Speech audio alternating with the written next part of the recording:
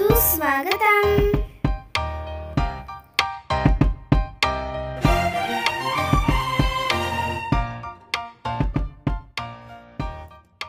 Hello everyone, सर्वांना नमस्कार. In today's video, we are going to discuss about Science and Technology Part 2 from Standard 10, Topic number 2, that is Life Processes in Living Organisms Part 1. सजीवातील जीवन प्रक्रिया भाग 1. In this topic, we are going to discuss about 4 main points that are, first one is the living organisms and life processes, सजीव आणि जीवन प्रक्रिया. Second one is living organisms and energy production, सजीव व ऊर्जा निर्मिती. Third point, some nutrients and energy efficiency, काही अन्नघटक व मिळणारी ऊर्जा. Fourth one is the most important, cell division, a life process, म्हणजे पेशी विभाजन एक जीवन प्रक्रिया. So in today's video we going to discuss about first point, that is living organisms and life processes. As you know, in human body various organ systems are continuously performing their functions. आपल्याला माहिती आहे मानवी शरीरामध्ये अनेक प्रकारच्या संस्था ह्या अविरतपणे म्हणजे सतत कार्य करत असतात. So along with the various systems like digestive, respiratory, circulatory, excretory and control systems, different external and internal organs are performing their functions independently but through a complete coordination. ह्या ज्या काही वेगवेगळ्या संस्था आहेत त्यामध्ये पचन संस्था, श्वसन संस्था, रक्ताभिसरण संस्था, उत्सर्जन संस्था, नियंत्रण संस्था यासोबतच शरीराचे अंतर्गत तसेच बाह्य अवयव आपले कार्य स्वतंत्रपणे परंतु सर्वांच्या समन्वयातून करत असतात. ही सर्व यंत्रणा प्रत्येक सजीवांमध्ये कमी अधिक प्रमाणात समान पद्धतीने कार्यरत असते. यासाठी त्यांना अखंडपणे ऊर्जेच्या स्रोताची आवश्यकता असते.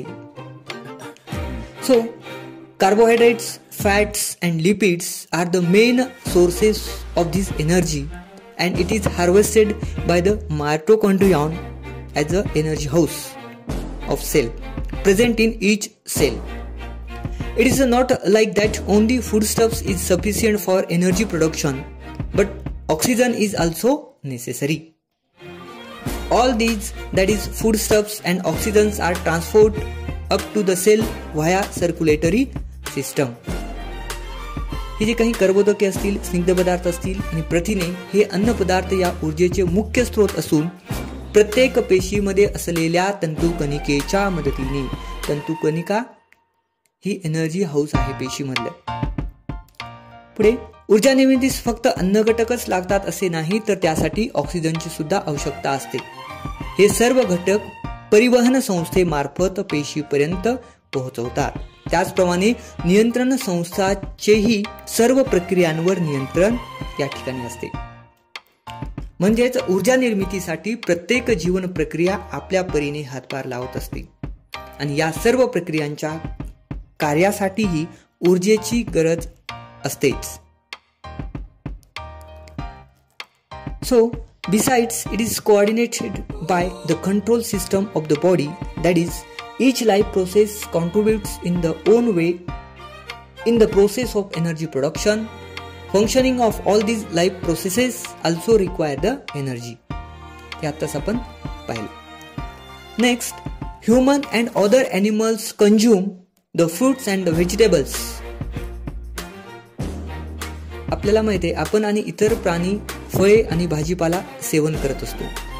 Plants are autotrophs, स्वयंपोषी. They prepare their own food. They utilize some of the food for themselves, whereas remaining is stored in various parts like fruits, leaves, stems, roots, etc. वनस्पती स्वतःचे पोषण हे स्वतःच करत असतात. यासाठी ते अन्न निर्मिती करतात. काही अन्न ते स्वतः वापरतात तर उर्वरित अन्न, फळे, पाने खोड, मूळ यामध्ये साठवून ठेवतात. So we consume all these various plant materials and obtain different nutrients like carbohydrates, fats, proteins, vitamins, minerals, etc. या सर्व वनस्पतीजन्य पदार्थांचे आपण सेवन करतो आणि त्यापासून विविध पोषक द्रव्य म्हणजेच कर्बोदके, प्रथिने, स्निग्ध पदार्थ, जीवनसत्वे, खनिजे मिळवतो. Many players are seen consuming some foodstuffs during breaks of the game. आपल्याला माहिती आहे की अनेक खेळाडू हे खेळ खेळत असताना मध्यंतरी फळांचे सेवन करत असतात फॉर एनर्जी. ऊर्जा मिळण्यासाठी त्या ठिकाणी ते काय करत असतात, ते एनर्जी ड्रिंक त्या ठिकाणी घेतात. So this is life living organisms and life processes म्हणजेच सजीव आणि जीवन प्रक्रिया. The next part that is living organism and energy production. This part we discuss in next video. Thank you very much.